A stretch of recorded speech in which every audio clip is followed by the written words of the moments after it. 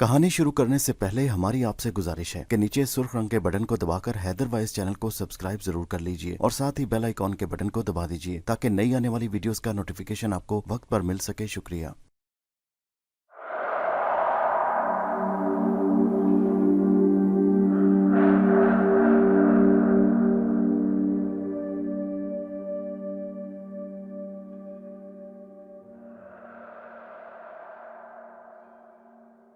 इसे इत्तफाक कहिए या अजीबो गरीब वाकया कि जब मैं पैदा हुआ तो मेरे वालिदैन ने मेरा नाम कमर खान रखा। मेरे वालिद बड़े जागीरदार थे। ज़मीनें और जायदाद हमारे ख़ानदान में कई पुश्तों से चली आ रही थी। मेरी पैदाइश हमारी आबाई हवेली में हुई।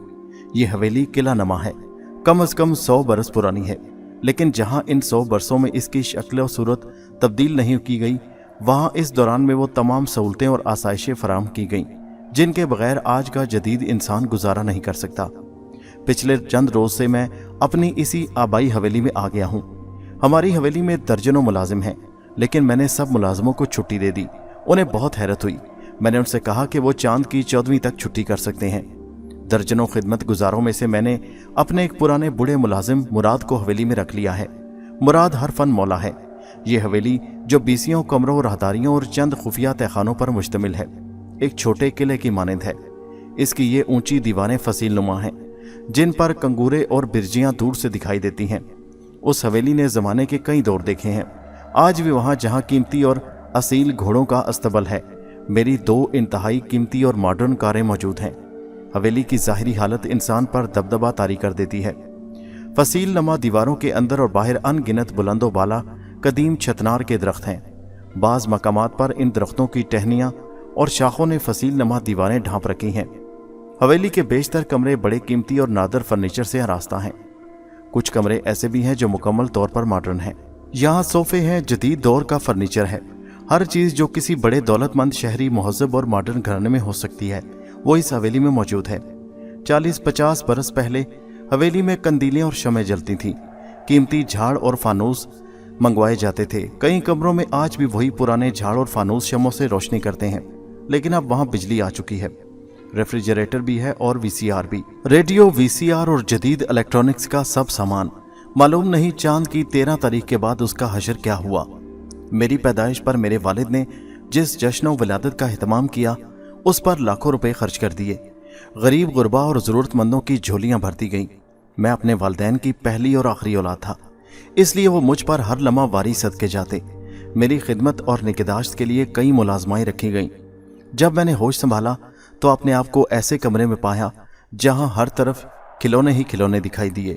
इंतहाई महंगे और कीमती खिलौने जो दुनिया भर से जमा किए गए थे। कदीम रवाज के मुताबिक मेरी रस्में बिस्मिल्लाह हुई तो एक बार फिर पूरे इलाके में खुशियां मनाई गईं और जश्न का समा पैदा हो गया। मैं अपने वालिदैन की आंखों का तारा था। मेरी तालीम के लिए काबिल असातिज़ा की खिदमत हासिल की गई। मेरी हर ख्वाहिश पर ज़बान पर आने से पहले पूरी कर दी जाती। मुझे कुछ तलब करने की ज़रूरत ही महसूस ना होती।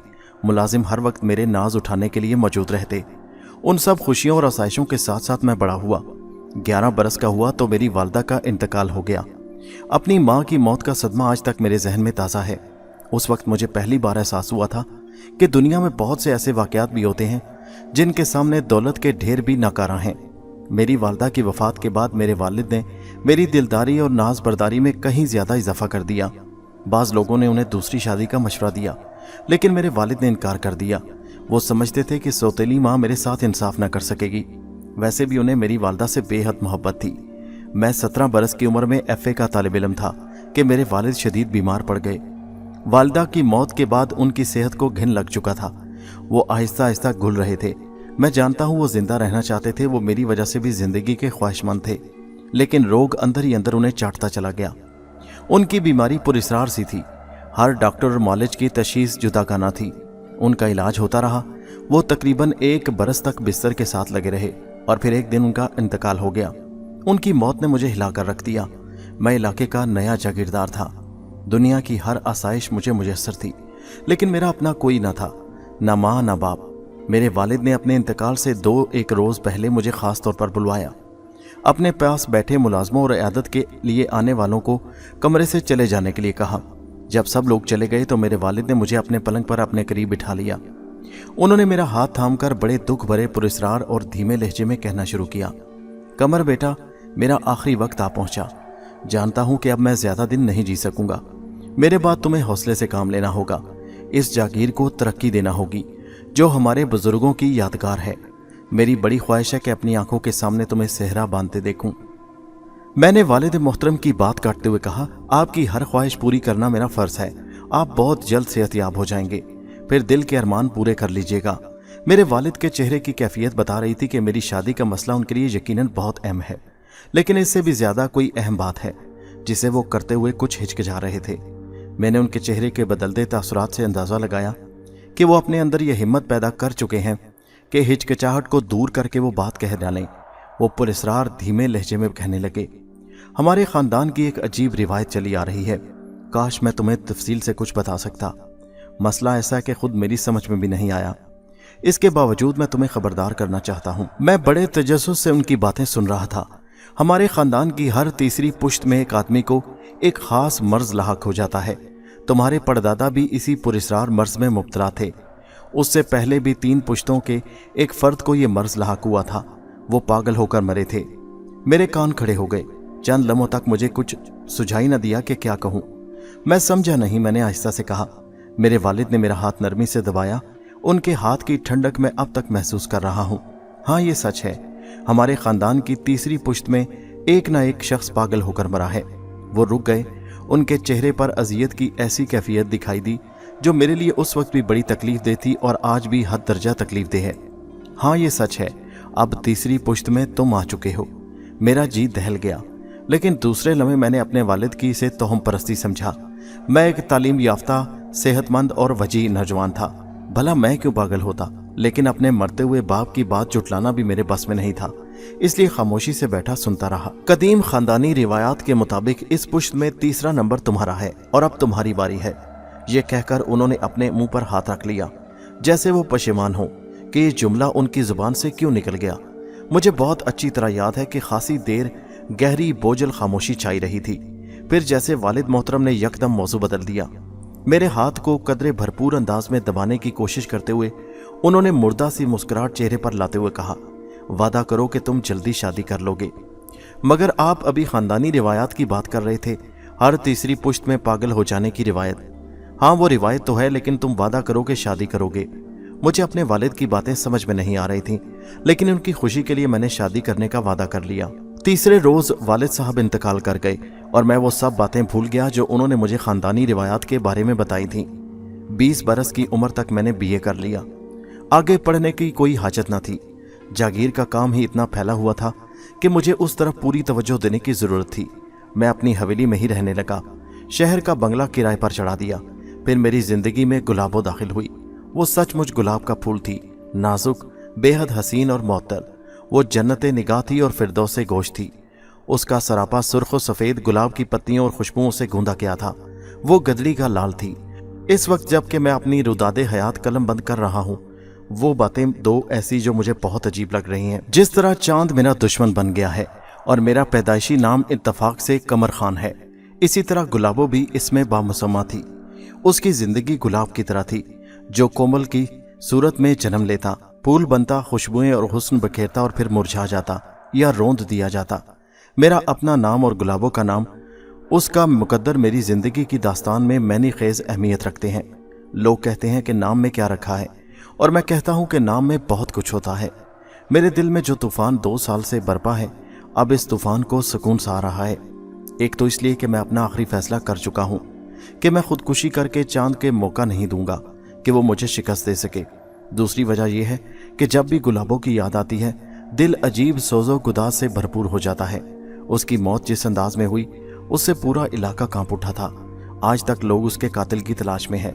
आज भी बच्चे बच्चे की जुबान पर उसके हौलनाक कत्ल का जिक्र आ जाता है, लेकिन कोई नहीं जानता कि उसका कातिल कौन है सिवाय मेरे। हाँ, मैं जानता हूँ कि उसका कातिल कौन है। कौन सी अंधी ताकत थी जिसने उसे कत्ल कर दिया। मैं जो कुछ जानता हूँ वो अपने सीने में छुपाकर इस दुनिया से नहीं जाना चाहता, इसलिए ये रुदाद ये कहानी लिख रहा हूँ। हवेली का बाग पूरे इलाके में शोहरत रखता था। मेरे बुजुर्गों ने हमेशा हवेली के बाग को हसीन और भरपूर बनाने के लिए कोई कसर न उठा रखी थी। ये बाग जिसमें फवारे भी थे और संगीत तख्त भी बनाए गए थे, हमारी अमानत का इजहार करता था। साल हर साल से उसमें नित नए फूलदार दरख्तों और फूलों का इजाफा होता चला जा रहा था। मौसम कोई भी होता, उस बाग में बाज दरख्त फलों से लदे नजर आते और बाज क्यारियों में फूल महक रहे होते। 3 माली हर वक्त काम करते रहते। हेड माली करमदीन था और गुलाबो उसकी बेटी थी। गुलाबो को मैं बचपन से देखता चला आ रहा था। वो इस हवेली से ताल्लुक रखने वाले अफराद में से एक थी, लेकिन बचपन में वो मुझे कभी भी अच्छी न लगी। जब मैं तालीम के लिए शहर गया और वहाँ कई बरस रहा और तातीलात में वापस आता तो कभी कभार गुलाबो पर नज़र पड़ जाती, जो अब मुझे खासी अच्छी लगने लगी थी। लेकिन अभी मेरे दिल में उसके लिए मोहब्बत का चिराग रोशन नहीं हुआ था। जब मैं मुस्तकिल हवेली में रहने लगा और जागीर और जायदाद के तमाम इंतजामात संभाल लिए, तो फिर एक दिन मैंने गुलाबो को देखा। वो दिन मुझे अच्छी तरह याद है, जब मैं सुबह बाग में हवाखोरी कर रहा था। बाग खुशबुओं से महका हुआ था, फिजा और हवा मुअत्तर थी। अभी सुबह का धुंधलका था जब मैंने किसी को फूलों की एक क्यारी के पास झुके हुए पाया। उसकी तरफ बढ़ा तो मैंने देखा कि एक दोशीज़ा बाहर झुकी मोतिये की कलियां चुन रही है। मेहराब बनाता हुआ जिस्म और वो उसका वहशत ज़दा हिरने की तरह चौंकना, और फिर मुझे देखकर कुछ हैरत से और कुछ सहमे हुए अंदाज में मुस्कुरा देना, ये सब कुछ चंद लम्हों में हुआ। और उन्हीं चंद लम्हों में मैंने यूं महसूस किया कि हुस्न, जवानी और मासूमियत को अपनी मुकम्मल तरीन सूरत में एक ही सरापे में देख लिया है। कुछ कहे बगैर जब उसने अपना खूबसूरत नाजुक हाथ माथे की तरफ उठाकर मुझे सलाम किया तो उसके हाथों में रखी हुई मोतिये की कलियां जमीन पर गिरने लगीं। वो कुछ शर्मिंदा सी हुई और फिर उन कलियों को उठाए बगैर वहां से चली गई। उसके जाने के बाद मैंने औस खाए सब्जे पर जगमग जगमग करती सफ़ेद कलियों को झुक कर उठाया तो मुझे वो कलियां दूसरी कलियों से कहीं ज़्यादा खूबसूरत और मौतर लगीं। ये गुलाबों का लम्स था जिसने उन्हें नई खूबसूरती और नई खुशबू अता की थी। मैंने अपनी जागीर के मीर मुंशी अहमद बेग से बात करने का फैसला किया। मीर मुंशी का ख़ानदान कई पुश्तों से हमारी खिदमत करता चला आ रहा था। हम अगर नस्ली तौर पर जागीरदार थे तो उसका ख़ानदान नस्ल दर नस्ल हमारी जागीर का मीर मुंशी चला आ रहा था। अहमद बेग उस वक्त 60-65 बरस के पेटे में था। 2 लड़कियां थीं जो ब्याही गई थीं और अपने बेटे को अपने साथ काम पर लगाए हुए था, क्योंकि मुस्तकबिल में अहमद बेग के बाद उसे ये मनसब संभालना था। मैं फैसला कर चुका था और अहमद बेग से बात करते हुए मेरे लहजे में बला का एतमाद था। मैंने शादी का फैसला कर लिया है मुंशी साहब, मीर मुंशी साहब। वो मुझे मुबारकबाद और दुआ देने लगा। मैं हेड माली की बेटी गुलाबो से शादी करना चाहता हूँ, आप उसके वालिद करमदीन से बात करें।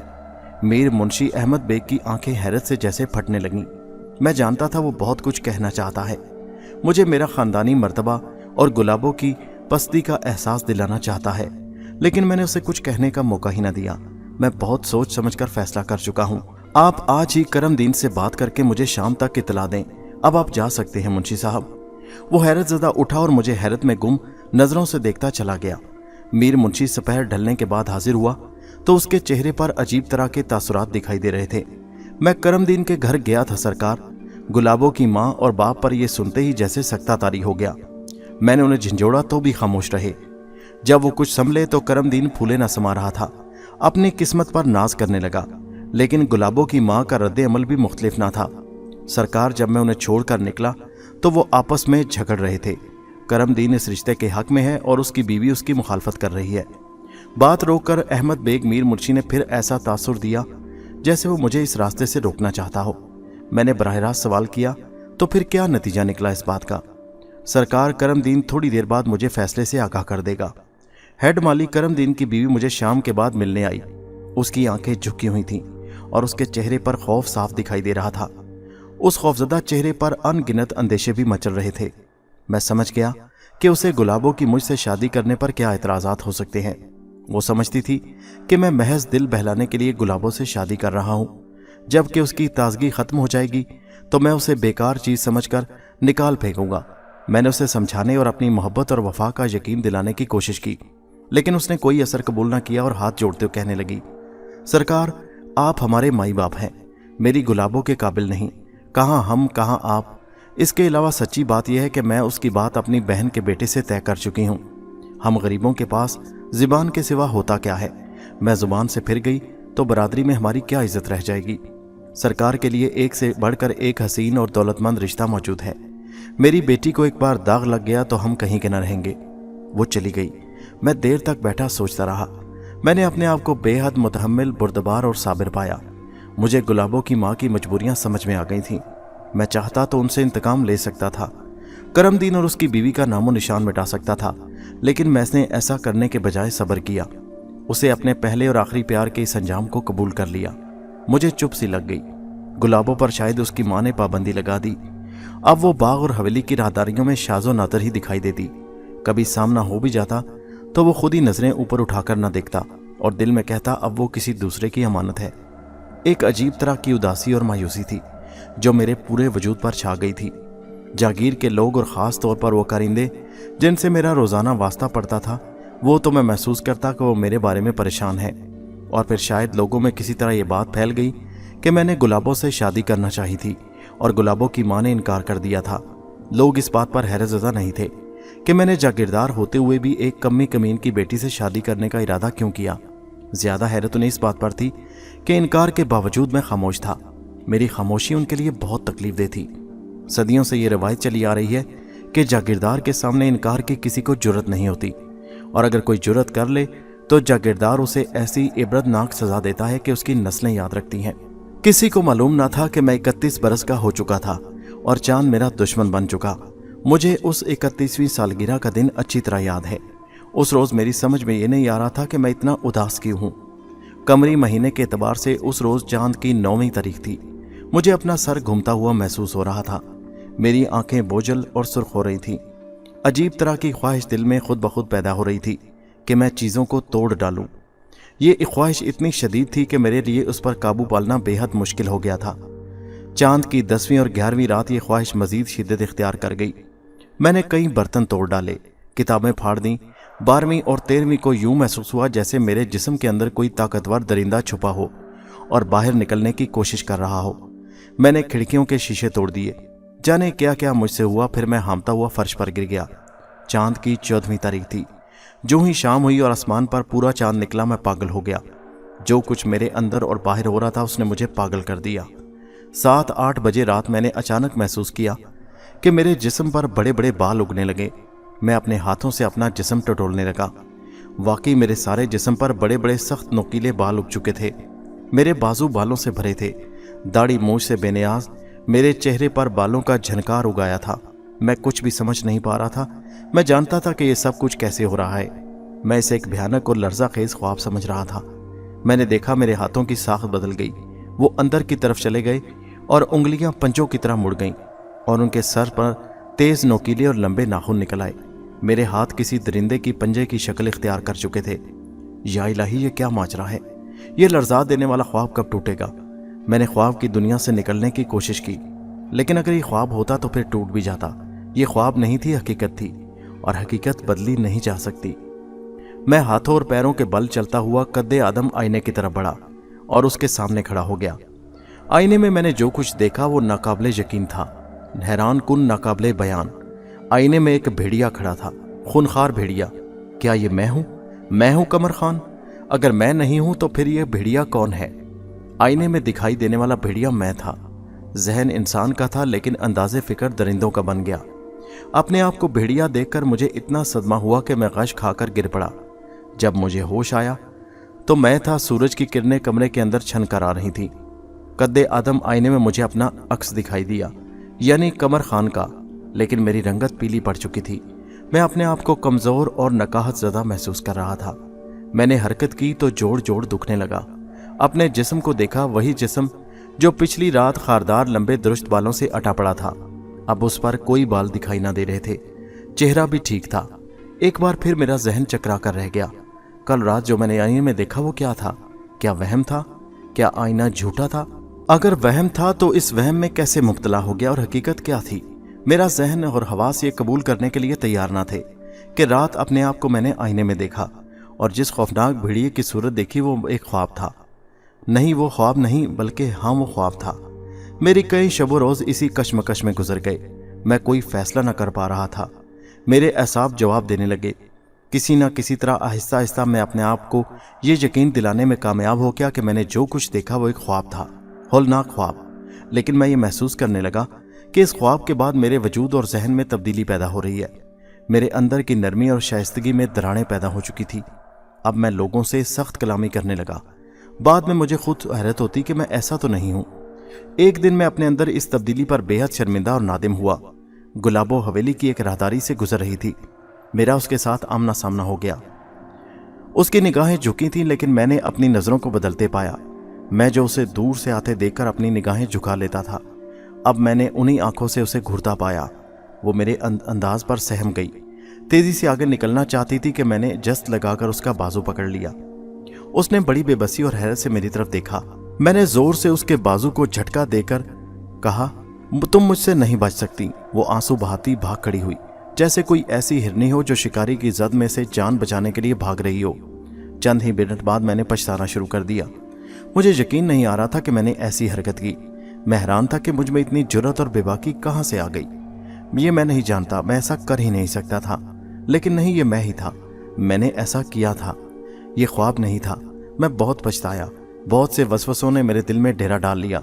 मैं सोचने लगा कि गुलाबो अगर जाकर मेरी इस घटिया हरकत के बारे में अपने माँ बाप को बताएगी तो उसके माँ बाप क्या सोचेंगे। ओ मेरे खुदाया! लेकिन जब शाम तक कोई मेरे पास शिकायत लेकर नहीं आया तो मुझे यकीन हो गया कि मेरी घटिया हरकत का जिक्र गुलाबो ने अपने वालिदैन से नहीं किया। मैं दिल ही दिल में अल्लाह ताला से माफ़ी मांगने लगा। मैंने अपने आप से अहद किया कि मैं आइंदा ऐसी गिरी हुई हरकत कभी नहीं करूँगा। मैं कई रोज़ हवेली में अपने कमरे ही में पड़ा रहा, बाहर ही ना निकला। मुझे अपने आप पर एतमाद नहीं रहा था। दिन गुजरते रहे, मैं नॉर्मल हो गया। नकाहत भी कम महसूस होने लगी। चेहरे की जर्दी भी सुर्खी में तब्दील हो रही थी। लेकिन ये सब कुछ आर्जी था। चांद की 10वीं 11वीं तारीख को फिर मेरे वजूद में जलजले आना शुरू हो गए। मैं चूंकि पिछले महीने इस लर्जा खेज तजुर्बे से गुजर चुका था, इसलिए मैंने उसके खिलाफ बंद बांधने की कोशिश की।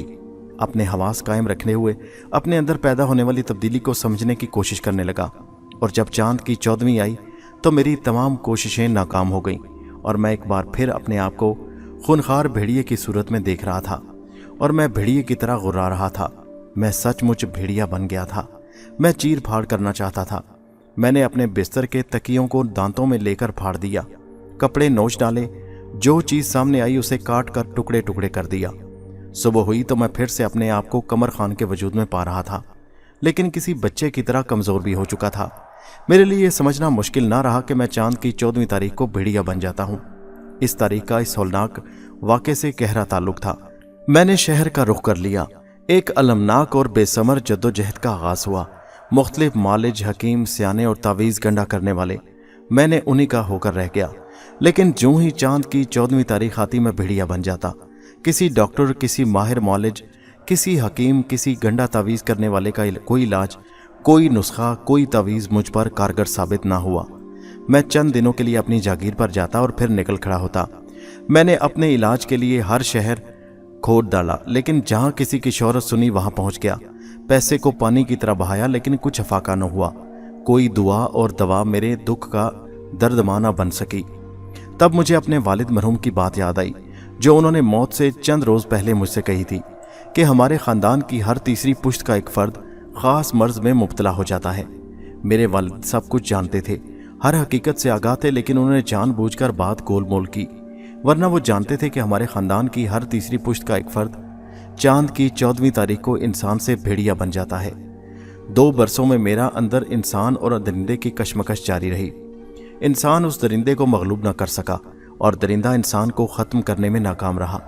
मैं चांद की 14वीं तारीख को ऐसे कमरे और ऐसे घर में रहता जिसके दरवाजे मजबूत होते और उन्हें तोड़ना मुश्किल होता, जहाँ से आवाज़ें बाहर न जा सकती। मैं चांद की 14वीं आते ही अपने आप को कमरे के अंदर बंद कर लेता और अपने अंदर के इंसान को जिंदा रखना चाहता था, जबकि 14वीं तारीख को मेरे अंदर छुपा हुआ दरिंदा भेड़िया बाहर आने की जान तोड़ कोशिश करता।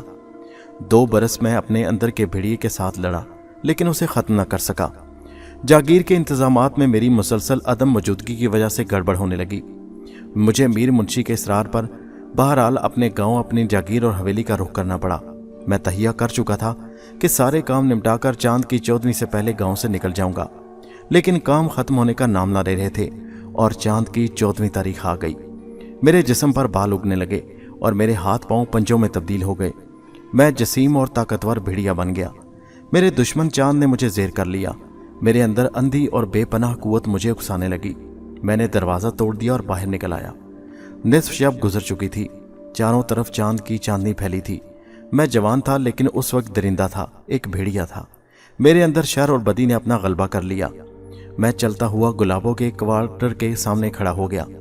मैंने 2-3 बार दरवाजे पर पंजे मारे और फिर मैं दरवाजे के साथ खड़ा हो गया। चंद मिनटों के बाद दरवाज़ा खोला। मैं दीवार के साथ लगकर खड़ा हो गया। वो गुलाबो थी जो गहरी नींद से उठकर दरवाज़ा खोलकर बाहर झांक रही थी। गांव की लड़कियां बहादुर होती हैं, छोटे छोटे खतरों से घबराती नहीं। मैंने अपने पंजे ज़मीन पर जोर से मारे और हल्के से गुराया। भेड़िए की मारूफ चालाकी और अयारी मेरे वजूद का हिस्सा बन गई। गुलाबो जूं ही दरवाजे से चंद कदम बाहर देखने के लिए आगे बढ़ी, मैंने एक छलांग लगाकर दरवाजे के सामने उसके पीछे खड़ा हो गया। उसने मुझे मुड़कर देखा। अब वो दरवाजे के रास्ते से अंदर नहीं जा सकती थी। उसकी चीख निकली और वह सामने बाग की तरफ भागने लगी। मैं उसके पीछे लपका। मैं कमर खान नहीं था, एक भेड़िया था। वो पूरी कुव्वत से भाग रही थी, लेकिन वो मुझसे ज्यादा तेज नहीं भाग सकती थी। खौफ ने उसकी आवाज तक को सलब कर लिया। अब वो चीख भी नहीं सकती थी, एक चीख जो कब से सन्नाटे में तहलील हो चुकी थी। उसके बाद उसके हलक से दूसरी चीख न निकल सकी। फिर मैंने उसे पकड़ लिया, मोतिये की उन्हीं क्यारियों के पास जहां एक दिन वो कलियां चुन रही थी। तो कमर खान ने उसे देखा और उसे मोहब्बत करने लगा। वहीं दूसरे कमर खान ने, जो चांद की 14वीं रात को भेड़िया बन जाता था, उसे झपट लिया। उसके नरखरे पर अपने दांत काट दिए और उसकी आवाज भी न निकल सकी। मैं भेड़िया था और वो एक नरमो नाजुक इंसानी वजूद। मैंने उसका खून पिया, उसके जिस्म को अपने तेज नोकीले दांतों और पंजों से उधेड़ कर रख दिया। मुझे बड़ी तस्कीन हासिल हुई। मेरे अंदर छुपा हुआ कमर खान उस लम्हे मर चुका था। मैं एक भेड़िया था जो एक इंसानी जिस्म को नोच खसूट कर लज्जत हासिल कर रहा था।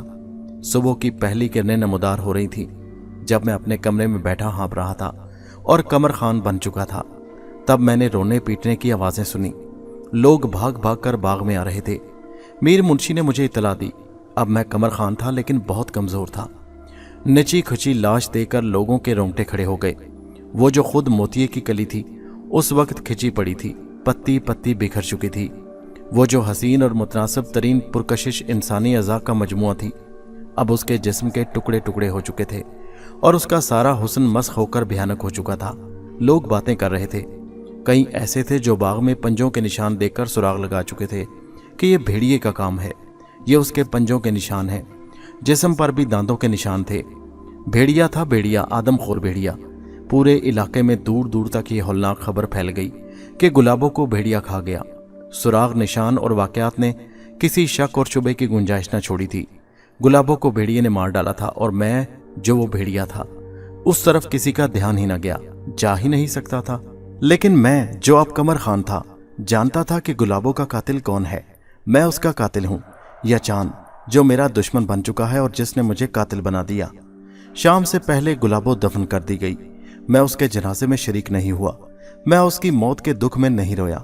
मैं तो कई दिन उस कमर खान का मातम करता रहा जो चांद की हर 14वीं तारीख को भेड़िया बन जाता है और जिसने अपनी पहली और आखिरी मोहब्बत को ही मार डाला। अनगिनत सवालों ने मेरी जिंदगी अजीरन कर दी। ऐसे ऐसे सवाल जिनके जवाब किसी के पास नहीं। ऐसे ऐसे सवाल जो जहन में पैदा होते हैं तो सारा वजूद लरस जाता है। ऐसे ऐसे सवाल जो पुरस्रार हकीकतों की नकाब कुशाई नहीं कर पाते। मैं एक नहीं हूं, मेरा वजूद बढ़ चुका है। इंसान, भेड़िया, शाइस्तगी, नेक खुई और दरिंदगी, मैं लाइलाज हूं। मेरे अंदर इतनी सलाहियत और सकत बाकी नहीं रही कि मैं अपने अंदर के इंसान को भेड़िए पर गालिब ला सकूं। मैंने शिकस्त तस्लीम कर ली और फिर मैं जानता हूं कि अब जब चांद की 14वीं रात आएगी तो मैं फिर शिकार के लिए निकलूंगा। अब मेरे अंदर का इंसान इतना कमज़ोर हो चुका है कि मैं भेड़िए को बाहर जाने से नहीं रोक सकता और वो हर दरवाजे तोड़ देगा। जब इंसान भेड़िया बनकर अपनी पहली और आखिरी सच्ची मोहब्बत को खुद ही कत्ल कर डाले तो दूसरे इंसानी वजूद उसके लिए क्या अहमियत रखते हैं। इंसान होने के नाते से अपने इंसान होने के वजूद का इजहार करने के लिए मैंने वो जहर हासिल कर लिया जो चंद मिनटों में इंसान का खात्मा कर सकता है।